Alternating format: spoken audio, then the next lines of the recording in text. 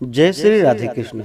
आइए सुनते हैं वैशाख मास महात्म्य कथा में तीसरे अध्याय की कथा। तो बोलिए प्रेम से भगवान विष्णु की जय, माता लक्ष्मी की जय, सर्व देवी देवता की जय। नारद जी ने कहा कि जो मनुष्य उत्तम ब्राह्मण को थकावट दूर करने वाली शैया दान देता है, जिस पर वह ब्राह्मण शीतल एवं मंद मंद सुगंधित वायु से सेवित स्वच्छ होकर सुख पूर्वक सोता है, धर्म साधन भूत शरीर जैसे निरोग रहता है, ऐसे दान को देकर सभी दुखों को दूर करके निष्पाप प्राणी उस अखंड पदवी को प्राप्त करता है, जो कि योगियों को भी दुर्लभ है।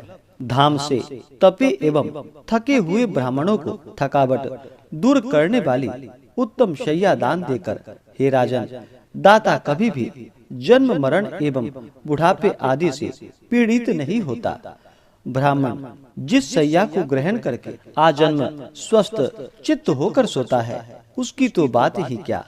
शैया पर ब्राह्मण के बैठने मात्र से दाता के ज्ञान अथवा अज्ञान से किए गए समस्त पाप उसी प्रकार नष्ट हो जाते हैं, जैसे आग से कपूर। और यदि ब्राह्मण सुख पूर्वक सोए तब तो निस्संदेह ब्रह्म निर्वाण प्राप्त करता है। स्नान मात्र से अत्यंत भगवत प्रिय वैशाख मास में जो शैया दान करता है, इसमें संदेह नहीं कि वह उसी जन्म में सुख भोगों से संपन्न हो जाता है।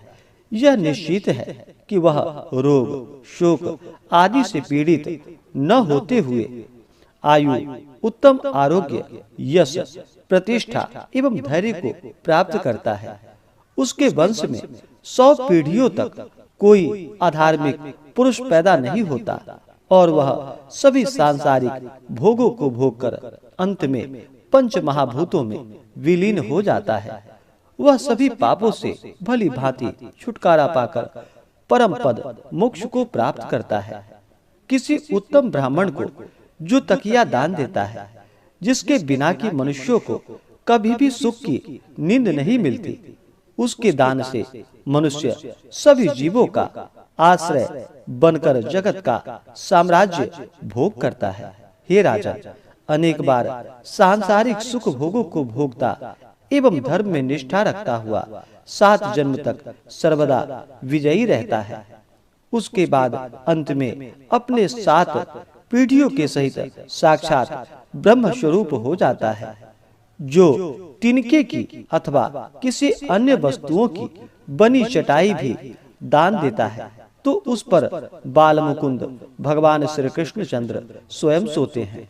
जिस प्रकार जल में ऊन जल के द्वारा दूषित नहीं किया जा सकता, उसी प्रकार वह संसार में आकर भी बंधनों में नहीं पड़ता।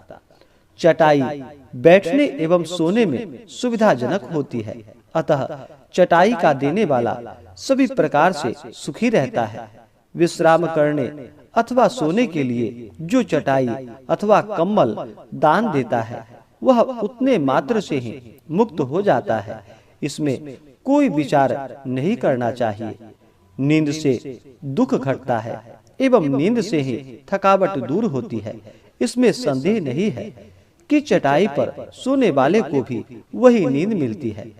हे राजन, विष्णु प्रिय वैशाख मास में जो कम्बल दान देता है, निस्संदेह वह अपमृत्यु एवं अकाल मृत्यु से मुक्त होकर 100 वर्ष तक जीवित रहता है। घाम में सूखी उत्तम ब्राह्मण को जो बहुत महीना कपड़ा दान देता है, वह अपनी पूरी आयु को सुख पूर्वक भोग कर अंत में परम गति को प्राप्त करता है। भीतरी ताप को हरण करने वाला दिव्य कपूर ब्राह्मण को देकर मनुष्य मोक्ष को प्राप्त करता है और सभी दुखों से शांति पाता है। जो मनुष्य फूल तथा कुमकुम ब्राह्मण को देता है, वह समस्त लोकों को वश में करने वाला सार्वभौम राजा होता है और पुत्र पौत्र आदि सभी सांसारिक सुखों को भोगकर अंत में मोक्ष प्राप्त करता है। चर्म एवं हड्डी में रहने वाले संताप को भी चंदन दूर कर देता है। अतः चंदन दान देकर मनुष्य आदि भौतिक तीनों पापों से मुक्त होकर मोक्ष परम पद प्राप्त करता है। खस, चंपा एवं इलायची आदि सुगंधित एवं शीतल वस्तुओं से वासित जल जो दान देता है, हे राजन, सभी प्राणियों में वही देवताओं से सहायता प्राप्त करता है। उसके पापों एवं दुखों की समाप्ति हो जाती है और अंत में वह परम पद प्राप्त करता है।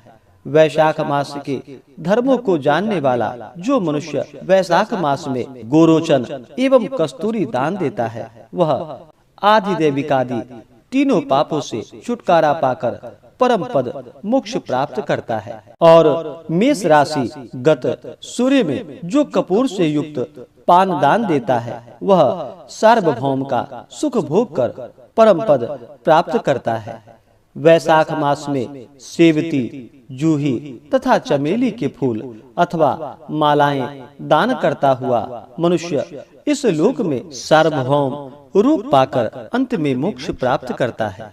वैशाख मास में जो केतकी एवं मालती के फूलों का दान करता है, वह भगवान मधुसूदन की आज्ञा से मोक्ष पद प्राप्त करता है। हे राजा, जो ब्राह्मण को सुपारी, सुगंधित पदार्थ एवं नारियल का फल देता है, उसके पुण्य का फल सुनो। वह दाता 7 जन्म तक ब्राह्मण वंश में पैदा होता है और धनी होते हुए वेदों का पारगामी विद्वान होता है। अंत में अपने पुरुषों के सहित विष्णु लोक में चला जाता है। और जो ब्राह्मण के घर पर विश्राम गृह बनवा देता है, उसके पुण्य का वर्णन तो हे राजन मैं नहीं कर सकता, अर्थात अथाह पुण्य है। जो बालू बिछा हुआ छायादार सुंदर मंडप जिसमें कि पौसरा भी चालू हो बनवाता है, वह तीनों लोकों का स्वामी होता है। जो रास्ते में बगीचा, तालाब, कुआं अथवा मंडप बनवाता है, वह तो साक्षात धर्म का स्वरूप है। उसे पुत्र पौत्रादिकों से क्या कुआं, तालाब, बगीचा, मंडप, पौसरा चलवाना या चलाना उत्तम उत्तम धर्मों का आचरण एवं पुत्र, ये 7 प्रकार के पुत्र माने गए हैं। इसमें संदेह नहीं कि इसमें से किसी को भी नहीं करने वाला मनुष्य स्वर्गादिक लोक नहीं पाता। उत्तम उत्तम शास्त्रों का श्रवण, तीर्थ यात्रा, सज्जनों की संगति, जलदान, अन्नदान, पीपल का वृक्ष लगाना तथा पुत्र, ये 7 प्रकार के पुत्र वेदज्ञ विद्वानों द्वारा बतलाए गए हैं। सैकड़ों धर्म करने पर भी पुत्र के बिना मनुष्य स्वर्गलोक नहीं प्राप्त करता। अतः संतान की अभिलाषा अवश्य करनी चाहिए। उनमें से किसी एक को ही सही अवश्य अपनाना चाहिए। पशु, पक्षी, मृग तथा वृक्षों को भी परलोक का सुख नहीं मिलता। फिर मनुष्यों की क्या गणना। सुपारी, पान की पत्ती, कपूर तथा इलायची, लौंग आदि से सुसंपन्न उत्तम पान का बीरा दान देना चाहिए। इसमें संदेह नहीं कि पान का दान देने वाला शरीर से किए गए समस्त पापों से छुटकारा पा जाता है और निश्चित ही यश, धैर्य तथा लक्ष्मी को प्राप्त करता है। और यदि कोई रोगी मनुष्य देता है तो निरोग हो जाता है, और यदि स्वस्थ व्यक्ति देता है तो मोक्ष प्राप्त करता है।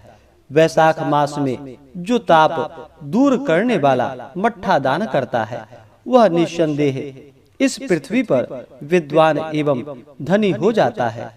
धाम के दिनों में मट्ठा दान के समान कोई अन्य दान नहीं है। इसलिए रास्ते से थके हुए ब्राह्मण को मट्ठा देना चाहिए।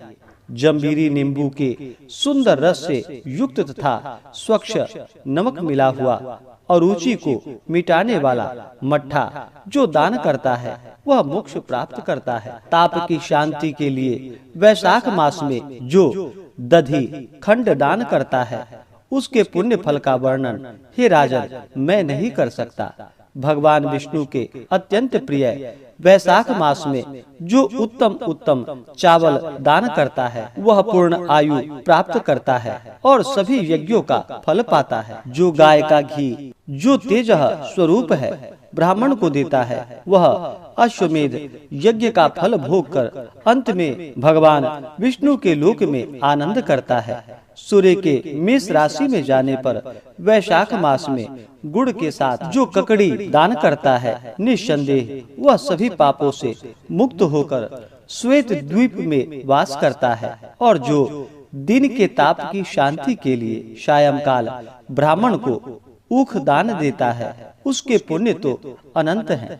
वैशाख मास में श्रम शांति के लिए सायंकाल पना का दान देकर मनुष्य सभी पापों से छुटकारा पाकर सायुज्य मुक्ति प्राप्त करता है। वैशाख मास में ब्राह्मण को जो फल के सहित पना देवे उसमें उसके पितरों को सुधापान का फल मिलता है। इसमें तनिक भी संदेह नहीं है। वैशाख मास में आम के फल के सहित जो पनादान देता है निस्संदेह उसके सभी पाप नष्ट हो जाते हैं। इस प्रकार से श्री स्कंद पुराणीय वैशाख महात्म्य में नारद एवं अम्बरीश के संवाद में दान महिमा नामक तीसरा अध्याय पूर्ण हुआ। तो बोलिए प्रेम से भगवान विष्णु की जय, माता लक्ष्मी की जय, सर्व देवी देवता की जय। इसी प्रकार से अगर आप आगे के अध्याय को सुनना चाहते हो, हमारे चैनल पे नए हो तो चैनल को लाल बटन दबा करके सब्सक्राइब करें, साथ में बेल आइकन घंटी को दबाएं ताकि मेरे वीडियो का नोटिफिकेशन आपको समय से मिलता रहे। वीडियो को लाइक करें, शेयर करें, सुखी रहें और स्वस्थ रहें। जय श्री राधे कृष्ण। धन्यवाद।